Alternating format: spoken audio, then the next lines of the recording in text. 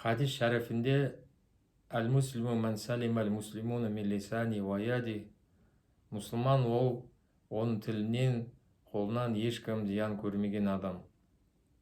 Осы хадисті негізде алып, кейбір ғалымдар айтты, көркем мінез ол ешкімге зиян келтірмеу.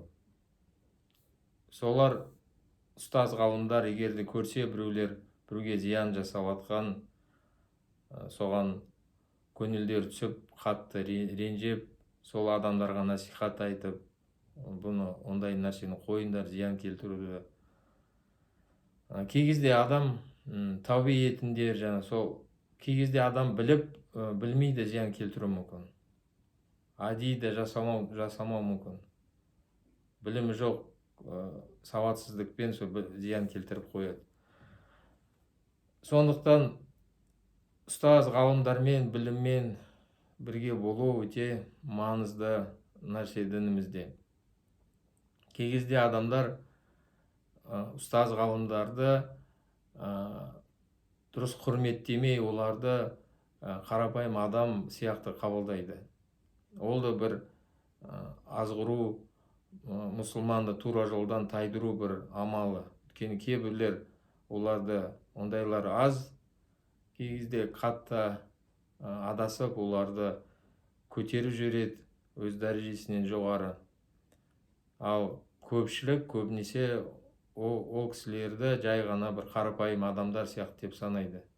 Сол себептен нәтижесінде өзім білем, өзім оқыдым, керек емес не қылам, білем ғой, естідім деп осылай жүре береді. Ал кейбір мәселелер бар, ол жерде терең білім керек, фәтуа керек, дұрыс жол көрсету керек ол мәселеде. Егер де сен сол жерде білімсіздікпен істесең, сен сауап жинамайсың, керісінше кезде күнәға батады адам. Сол білімсіздіктің себебінен. Сол үшін орта жол ұстанып, ол ғалымдарды жай қарапайым адам сияқты деп санамау керек. Ерекше құрмет жасау керек, артық оларды көтермеу керек. Көбісі адамдар ондаймен жасамайды, өйткені ля иляха иллалла, Алладан басқа Құдай жоқ екенін иман келтірген, Алланың бірлігі түсінген адам, ол пендені, мақұлықты қандай болса да оны қатты көтермейді. Бірақ та осындай білімсіздікпен білімнен құр қалу мүмкін. Осы жерде мұсылман адам сақ болу керек. Мысал ретінде қарапайым бір қателік жасайтын бар адамдардың. Қате нәрсені жақтайды. Немесе ортада жүреді, орта дұрыс жасамайды, соған көз жұмады, оларды ақтап шығады. Енді әртүрлі пендешілік себептермен жасау мүмкін. Өйткені тауып атқан нанын қағылам деп қорқады. Қазір мені қазір бұларға бір нәрсе сөйлесем, олардың қателіктерін түзетем десем, олар мені қуып жібереді, шығарып жібереді, сосын қалай нан табам деп қорқады. Осындай Алланың ризығына толық сенбейді. Шындықпен жүру екенін ұмытады, түсінбей қалады. Осы адамдарға байланысты деп ойлайды. Ал ертең көп жерде, мысалы, қиямет күніндегі айтып атқан көріністерде осылай айтылады. Бір-бірінен көреді адамдар. Осы бір күнәға батқандар екінші адамдардан көреді. Сендер үшін, сендер болмағанда біз бұлай жасамау үшін, сендер бізді құртқансыңдар деп біреуден көреді екен. Аналар айтады, жоқ, біздің қатысымыз жоқ, сендер өздері жаман адам болғансыңдар деп айтады екен екіншілер. Сондықтан бет алды жақтаған ол дұрыс емес нәрсе. Жалғыз болса да пайғамбар саллаллаху алейхи вассалам көп жерде айтады, бір хадисте айтады, уатты нафсака деп бір жерде, мықты бол. Адамдар не істесе де соны қайталама. Адамдар жақсы істеген көзін жеткізсең, онда жаса оны. Ал қате нәрсе істесе, сен оны олардың бірге қосылып жасама. Және бір жерлерде көбінесе айтылады ғой, неде жамандық көргенде ең төмен иман ол жақтырмау керек. Ал егерде сен жаңағыдай сөйлей алатындай адам болсаң, егер жай бір әлсіз болмасаң, онда сөйлеу керек, айту керек. Егер басшы болсаң, тіпті сен жауапкершілігің үлкен. Сен соны қарама қарсы нәрсеге, мынау әртүрлі былыққа сен жауап бересің ертең. Сондықтан ол қанша жапсан да, әрбір әрекет, жабылған әрекет ол бәрібір ашылады, әшкере болады. Мысалы, мынау бір сөзде жемқорлар жайында, біреудің малын хақсыз жейтіндер жайында айтылады. Олар қиямет күніне оларды Алла Тағала қолына ұстатқызады, бір ту сияқты. Бүкіл адамдар халық алдына масқара болады. Қанша сол бәрі сол кездегі анау нәрсе азап та көреді осы үшін. Немесе алаяқ адам болсын, қандай мықты болса, олда да осы бұл дүниеде ешкім оны білмей қалса да, ол дүние әшкереледі оның ниеті түзу болмаған істеген әрекеттері. Мысалы, Хазірет Омар радиаллаху анху жайында мынандай осы бізге ғибратты сабақтар келеді. Ол Хазірет Омар радиаллаху өте қатты әділетті болған, жақтау жоқ деген біреуді, қанша жақын болса да. Сол себептен ақылға қатты былай салатындар болады. Өздерін қай жерде пайда, қай жерде зиян, сақ адамдар, сақтанатын адамдар, солар не істеп жүрген? Олар Омардан аулақ жүреді екен, радиаллаху анху. Себебі аулақ жүргенде қасында бір қазір жүріп, бір пайда көреміз, бір нан табамыз деп, командасына кірсек жақсы болады деп, ондай үміт жасамайды, әрекетті істемейді. Себебі ертең бір нәрсе бүлдірсе, Хазірет Омар радиаллаху анху оларды аямайды, 2 есе сұрайды олардан. Өзде жақтау, ақтап шығу, жаба салу деген нәрсе жоқ.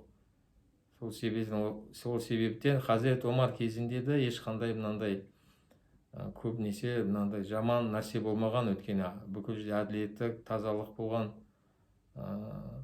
сондай нәрсе болған. Енді Омар радиаллаху анху да жаңағы бұрын айтылғандай да бізге айтады, жақсылықты, шындықты жасырмау керек, айту керек, және екінші адамды оны қабылдау керек. Бірақ өкінішке орай ол енді өмір тіршілігінде ондай емес қой. Ол әр жерде адам шындықты айта алмайды. Ол жаңағыдай кей кезде бір хадистерді айтады, кей кезде адамдар сондай дәрежеге жетсе, онда адам өз-өзімен қалады, айта алмай жүреді екен. Бұл жерде енді әрине ондай жағдай болып қалса, онда үндемеген жүрген енді әрине құтылады дейді, әртүрлі бәледен, неден. Бірақ та енді соны айтпауды, өзіне Құранды, аятты біз есімізге түсірейік. Алла Тағала бізге айтады: «Уамур бил маруфи ванхи анил мункар васбир аля ма асабак». Және жақсылыққа әмір ет, жақсылыққа шақыр, жамандықтан тый адамдарды, және артынан саған келетін зиянны сабыр ет, шыда деп айтады.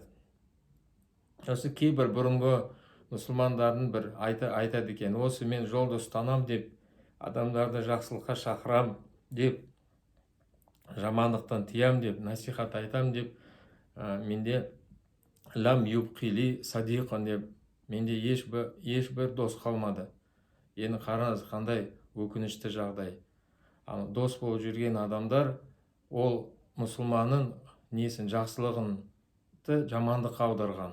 Оның айтқан жақсылықты, насихат, шындықты айтқанын жамандық деп санап, дұшпандық болып, ол адаммен достықты тастайды, онымен керісінше дұшпан болады.